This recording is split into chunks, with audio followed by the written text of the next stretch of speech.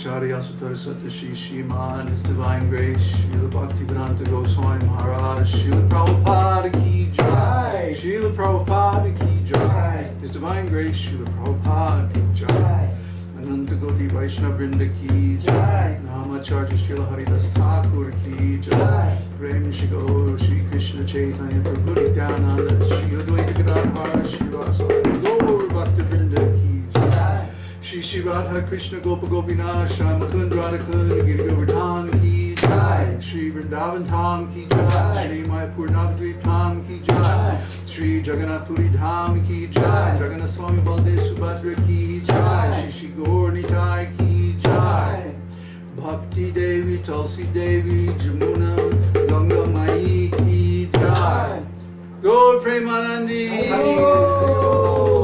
all glories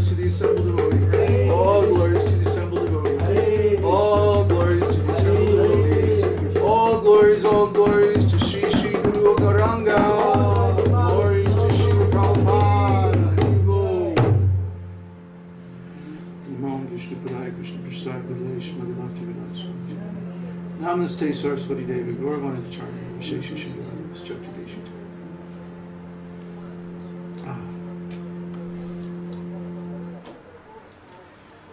Jai. So we got up to a late start today because of technical problems. Well, actually, there was no problem. We just wanted to increase the suspense.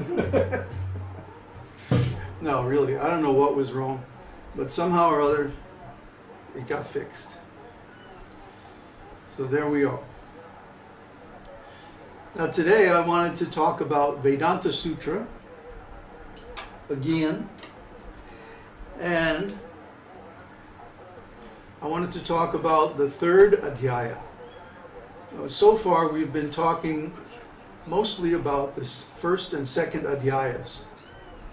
But the third Adhyaya is where things really start to pick up because it goes into the science of devotional service.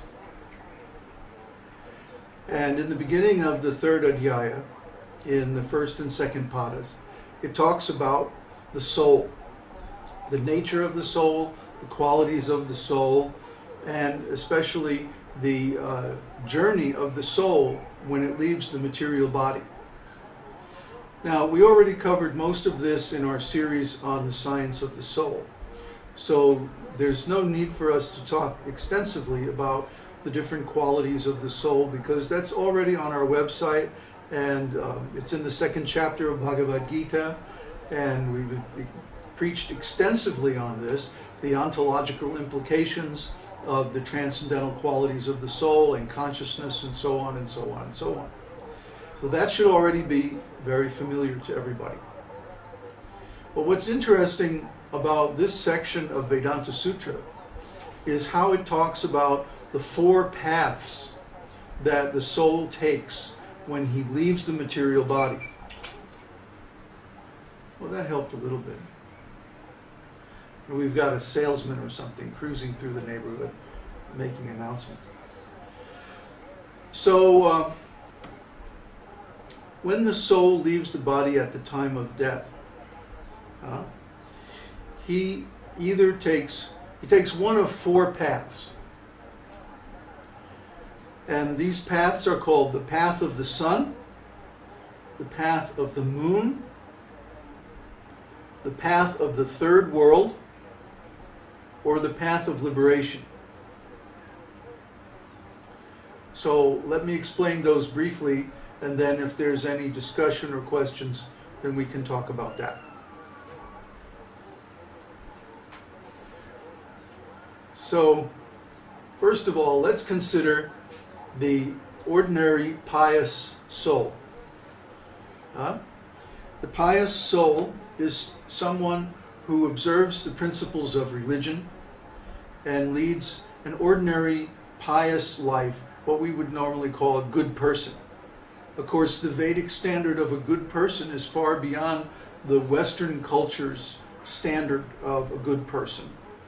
In the Western culture, a good person is basically somebody who manages to stay out of jail.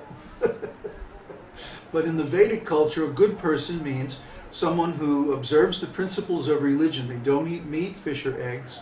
They don't take intoxication. They don't indulge in illicit sex. And they don't gamble or speculate. They take their knowledge directly from the Vedic scriptures. So a person like this, if they don't have knowledge of the soul, self-realization, either on the Brahman, Paramatma, or Bhagavan platform, but they're generally a good person, a religious person, they go by the path of the moon. And the path of the moon means that usually they leave their body at night or during the smoke, as Krishna describes in Bhagavad Gita. Dhuma means the smoke. It can also mean during the influence of the planet, Dhuma, the subtle planet called Dhuma, which you can calculate in Vedic astrology. And many people leave their life during the influence of this subtle planet. When they do, they first go to the darkness, and then they go to the Krishna Paksha, or the dark fortnight of the moon, the area of the subtle world where the moon travels during the dark fortnight when it's waning. Then from the dark fortnight, they go to the moon. Or no, they go to the 6 months when the sun travels in the south, the Dakshinayana. We talked about this in our Vedic astrology and astronomy courses. So if you're not familiar with these terms, you can check there to get them clarified. I'm not going to spend too much time on it right now. So after the Dakshinayana, they go to the moon. And in the moon planet,